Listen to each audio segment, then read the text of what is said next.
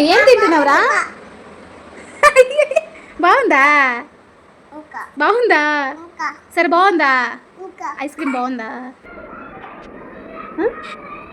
Ice cream తింటున్నావా? బాగుందా? ఏంటి ఎమ్మియా?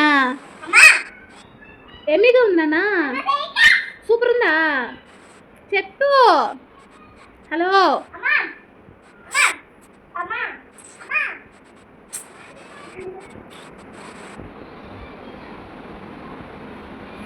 ఎమ్మి ఎమ్మి ఐస్ క్రీమ్ చేద్దామా? చేద్దామా? ఓకేనా? ఓకే చెప్పు. ఓకే ఓకే ఓకే చెప్పు. ఇచ్చుడు. ఓకే ఓకే చెప్పు. ఎమ్మి ఎమ్మి ఐస్ క్రీమ్ అమ్మ చేస్తుంది. ఎమ్మి. Wow super. ఓకే మనం చేద్దాం. ఓకేనా? ఐస్ క్రీమ్ చేయాలంటే దానికి ఏం కావాలి చెప్పు. ఐస్ క్రీమ్ చేయాలంటే పెద్ద ఐస్ క్రీమ్ కావాలా నీకు? ఎంత ఎంత పెద్దది?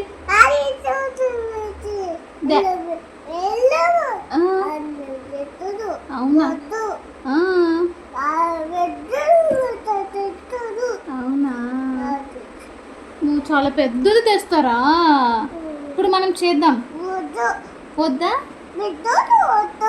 పెద్దదే. అన్న ఎక్కడికి వెళ్ళాడు? ఎక్కడికి ఎక్కడికి?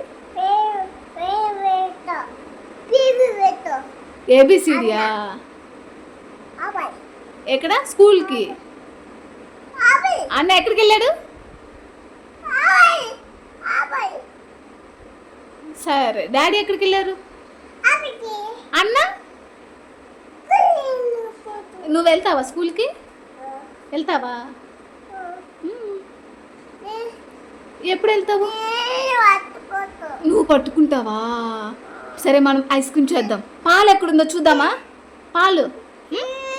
హాయ్ హాయ్ అండి.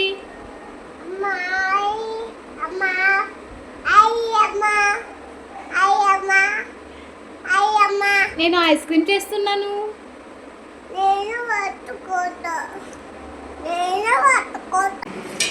అదేంటది?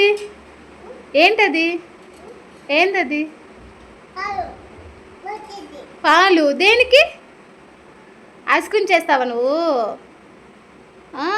ఎలా చేయాలి? ఎలా చేయాలి చెప్పు. అమ్మ చేస్తుందా? అమ్మ చేస్తే నువ్వు తింటావా? ఎమ్మి ఎమ్మి ఐస్ క్రీమ్ చేద్దామా మరి? చేద్దామా? ఓకే. హలో అండి, ఈరోజు నేను చిన్నోడు కలిసి ఐస్ క్రీమ్ అయితే చేస్తున్నాము. ఇక ఐస్ క్రీమ్ ఇష్టం లేని పిల్లలు ఉండరు కదా, అలానే మనం పిల్లలకి అడిగినప్పుడల్లా బయట కొని ఇచ్చేస్తూ ఉంటాం. అలా కాకుండా తక్కువ ప్రాసెస్ అంటే ఎక్కువ టేస్టీగా ఉండేలా ఇంట్లోనే ప్రిపేర్ చేసి మీ పిల్లలకు పెట్టండి. ఒక బౌల్ తీసుకొని అందులో 1/2 లీటర్ మిల్క్ అయితే తీసుకున్నాను. నెక్స్ట్ వీటిని బాగా మరిగించాలన్నమాట. ఒక స్మాల్ బౌల్ తీసుకొని అందులో కొంచెం మిల్క్ అయితే తీసుకుంటున్నాను. దీనిలో 3 టేబుల్ స్పూన్ వరకు కార్న్ఫ్లోర్ అయితే యాడ్ చేస్తున్నాను. కార్న్ఫ్లోర్ యాడ్ చేసిన తర్వాత దీన్ని బాగా మిక్స్ చేసేసుకోవాలన్నమాట. చూడండి, అసలు ఉండలు లేకుండా పిండి పిండిగా లేకుండా అయితే బాగా మిక్స్ చేసేసుకోవాలి. చూడండి, ఈ విధంగా మిక్స్ చేసేసుకున్న తర్వాత పక్కన పెట్టేసుకోవాలి.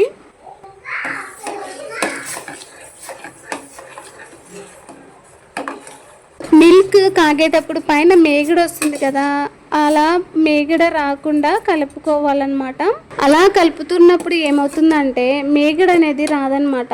మనకు ఐస్ క్రీమ్ అనేది చాలా టేస్టీగా వస్తుంది. 1/2 లీటర్ మిల్క్ కాస్త సగం అయ్యే వరకు మరిగించుకోవాలి. చూడండి, ఇలా మరిగిన తర్వాత ముందుగా మనం కార్న్ఫ్లవర్ కలిపెట్టుకున్నాం కదా, ఆ మిశ్రమాన్ని అందులో పోసి మిక్స్ చేసేసుకోవాలి. ఇక్కడ చాలా జాగ్రత్తగా కలుపుకోవాలండి. అలా కలుపుతూ ఉండాలండి. కలపకుండా వదిలేసామంటే ఉండలుగా అయిపోతుంది. అసలు ఐస్ క్రీమ్ అనేది పర్ఫెక్ట్గా రాదు. Half table spoon baking soda వేస్తున్నాను. బేకింగ్ సోడా వేయడం వల్ల ఏంటంటే క్రీమ్ అనేది సాఫ్ట్గా ఉంటుంది. నేనైతే కార్న్ఫ్లోర్ వేసాను. కార్న్ఫ్లోర్ ప్లేస్లో కాజు నానబెట్టి పేస్ట్ చేసి వేయచ్చు. ఇంకా అది మన చాయిస్ అన్నమాట. ఇంకా కాజు వేస్తే హెల్త్కి మంచిది అండ్ టేస్ట్ కూడా చాలా బాగుంటుంది. బయట ఫ్లేవర్ అయితే వేయట్లేదు, జస్ట్ ఫ్లేవర్ కోసం ఎలాచీ పౌడర్ అయితే వేస్తున్నాను. దెన్ నెక్స్ట్ తగినంత షుగర్ వేసి ఒక 3 మినిట్స్ వరకు ఇలా కలుపుతూ ఉంటే సరిపోతుంది. చూడండి ఈ స్ట్రక్చర్ అనేది రావాలి.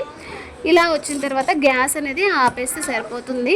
కరెక్ట్గా క్రీమ్ అనేది రెడీ అయిపోతుంది. అంటే ఐస్ క్రీమ్ అనేది చాలా టేస్టీగా వస్తుంది అన్నమాట. ఇది ఫుల్గా చల్లారాక మిక్సీ జార్లో ట్రాన్స్ఫర్ చేసేసుకోవాలి.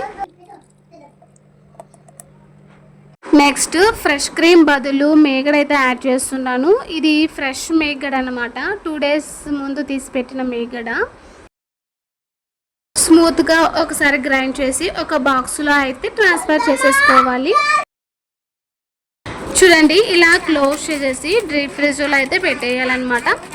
ఒక 3 అవర్స్ తర్వాత తీసి మళ్ళీ స్మూత్గా గ్రైండ్ అయితే చేసుకోవాలన్నమాట. గ్రైండ్ చేశాక మళ్ళీ డీప్ ఫ్రీజర్లో అయితే పెట్టేయాలి. 8 అవర్స్ తర్వాత మనకు సాఫ్ట్గా నోట్లో పెడితే వెన్నెలా కరిగిపోయే ఐస్ క్రీమ్ అయితే రెడీ అవుతుంది. ఐస్ క్రీమ్ ఎంత ఎమ్మీగా ఉందో కదా, మీరు కూడా ఇంట్లో ట్రై చేసేయండి. Bye bye.